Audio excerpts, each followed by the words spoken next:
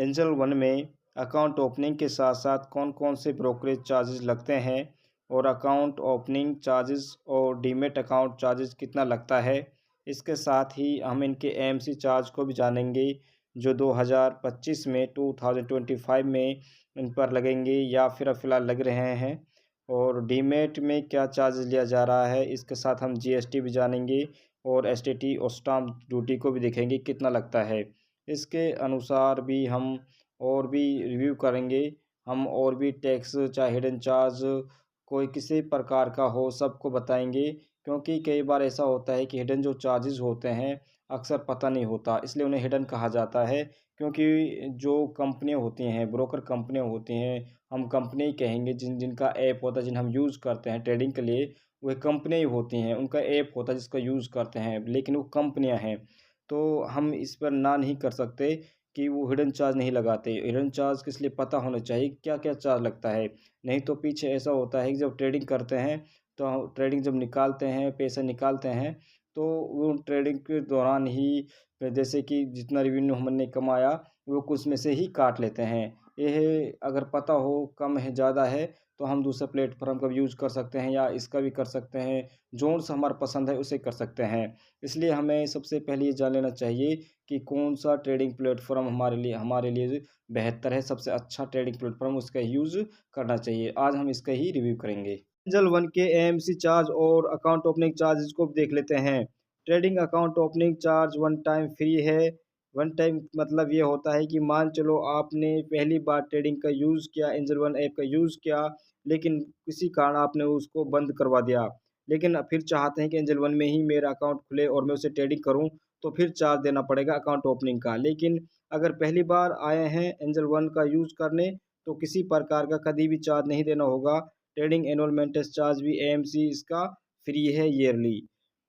अब नेक्स्ट देखते हैं डीमेट अकाउंट जो ओपनिंग चार्जेस हैं वे भी वन टाइम फ्री है, और डीमेट अकाउंट का जो एएमसी होता है वो देना होगा, वो भी 240 रुपये है। बाकी के मुकाबले बहुत अच्छा इसमें एएमसी चार्ज है, ज़्यादा एएमसी चार्ज एंजल वन में नहीं है डीमेट को लेकर। एंजल वन में ब्रोकरेज चार्ज क्या लगे इसे भी देख लेते हैं, क्योंकि कई सारे ऐपों में मंथली फिक्स्ड होता है कि भाई वो 500 रुपये पर साल के हिसाब से ब्रोकरेज चार्ज लेंगे, या फिर मंथ के हिसाब से ब्रोकरेज चार्ज लेंगे, या फिर 6 मंथ के हिसाब से ब्रोकरेज लेंगे।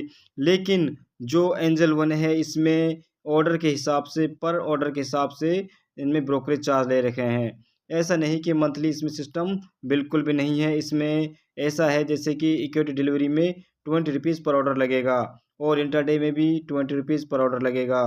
फीचर एंड ऑप्शन में भी 20 रुपीज़ पर ऑर्डर के हिसाब से चार्ज लगेगा। इसी प्रकार से करेंसी फीचर एंड ऑप्शन में भी 20 रुपीज़ पर ऑर्डर के हिसाब से चार्ज लगेगा, और कमोडिटी फीचर और कमोडिटी ऑप्शन में भी 20 रुपीज़ पर ऑर्डर के हिसाब से चार्ज लगेगा। इसमें पर ऑर्डर के हिसाब से चार्ज फिक्स कर रखे हैं। इसमें मंथली का सिस्टम, ब्रोकरेज सिस्टम जो मंथली होता है एंजल वन में नहीं है। एंजल वन में ट्रांजेक्शन चार्ज क्या लगेगा इसे भी देख लेते हैं। ट्रांजेक्शन चार्ज इक्विटी डिलीवरी में एनएसई में 325 रुपये पर करोड़ के हिसाब से, और बीएसई में 325 रुपये ईच साइड लगेगा, यानी दोनों तरफ लगेगा, बाय करने पर भी और सेल करने पर भी इतना चार्ज तो इक्विटी डिलीवरी में देना ही पड़ेगा। अगर बात करें इक्विटी इंट्राडे में, तो इक्विटी इंट्राडे में एनएसई में 325 रुपये पर करोड़ के हिसाब से, और बीएसई में 325 रुपये पर करोड़ के हिसाब से सेल साइड पर देना होगा। इसमें इंट्राडे में सेल साइड पर चार्ज देना होगा ट्रांजेक्शन चार्ज। अगर इक्विटी फीचर्स की बात करें तो इक्विटी फीचर्स में एनएसई में 190 रुपये पर करोड़ के हिसाब से देना पड़ेगा, और इक्विटी फीचर्स में बीएसई में चार्ज नहीं लिया जाएगा। इक्विटी ऑप्शन की बात करें तो इक्विटी ऑप्शन में एनएसई में 5000 रुपये पर करोड़ के हिसाब से लिए जाएंगे, और बीएसई में 500 रुपये 500 रुपीज़ चार्ज लिया जाएगा 1 करोड़ रुपये पर। अगर बात करें करेंसी फीचर्स में, तो करेंसी फीचर्स में 90 रुपीज़ पर करोड़ के हिसाब से लिए जाएंगे, और बीएसई में 22 रुपीज़ पर करोड़ के हिसाब से करेंसी फीचर्स में ट्रांजेक्शन चार्ज लिया जाएगा। करेंसी ऑप्शन की बात करें तो करेंसी ऑप्शन में 3500 रुपये पर करोड़ के हिसाब से लिया जाएगा, और बीएसई की बात करें तो इसमें 100 रुपीज़ पर करोड़ के हिसाब से चार्ज लिया जाएगा। अब बात करते हैं कॉमोडिटी एमसीएक्स में 150 रुपये पर करोड़ के हिसाब से, और एनसीडीएक्स में ₹300 पर करोड़ के हिसाब से एंजल वन ट्रांजेक्शन चार्ज लिया जाएगा। अगर डीमैट अकाउंट ओपनिंग करना है तो उसके लिए किसी प्रकार का चार्ज नहीं लगेगा, बिल्कुल मुफ्त है। ट्रांजेक्शन चार्ज बाई करने पर भी किसी प्रकार का चार्ज नहीं लगेगा, लेकिन ट्रांजेक्शन चार्ज सेल करने पर ₹20 देना होगा। अगर कोई क्लाइंट BSDA में आता है तो उनके लिए ₹50 उन्हें पे करना होगा। एनुअल मेंटेनेंस चार्ज की बात करें तो डीमैट का एनुअल मेंटेनेंस जो AMC होता है ₹240 पर ईयर के हिसाब से पे करना होता है। अगर डीमैट कुरियर चार्ज की बात करें तो इसमें ₹50 पर सर्टिफिकेट के हिसाब से देना होता है। रीमेट की बात करें तो रीमेट ₹50 प्लस में एक्चुअल सीरियल चार्ज भी पे करना होगा। प्लेज क्रिएशन की बात करें तो प्लेज क्रिएशन ₹20 पर ISIN है और इसमें जो BSD क्लाइंट है उनके लिए ₹50 है। प्लेज क्रिएशन कन्फर्मेशन की बात करें तो इसमें नहीं लगेगा और प्लेज इनोवेशन है, इसमें भी चार्ज नहीं देना होता है और फेल ट्रांजेक्शन का किसी प्रकार का चार्ज नहीं लिया जाता। कई बार अलग अलग platform charge fail transaction charge भी ले लेते हैं। और अथर चार्ज की बात करें तो इसमें ₹25 requested for additional DIS charge भी देना होता है। GST कितना लगता है तो 18% GST लगता है। और सेबी की बात करें तो सेबी जो चार्ज है वो 1 करोड़ रुपये पे ₹10 के बराबर है। अगर कहें कि कितना चार्ज लगेगा अगर ₹1000 ट्रेडिंग करते हैं तो मान चलो ₹1000 ट्रेडिंग करते हैं तो ₹1 से में से कह सकते हैं कि 1 पैसे के बराबर सेबी चार्ज लगेगा। बहुत सेबी चार्ज ना के बराबर होता है। अगर इसमें यहाँ पर आप देख सकते हैं 0.001% सेबी चार्ज यहाँ पर शो कर रहा है।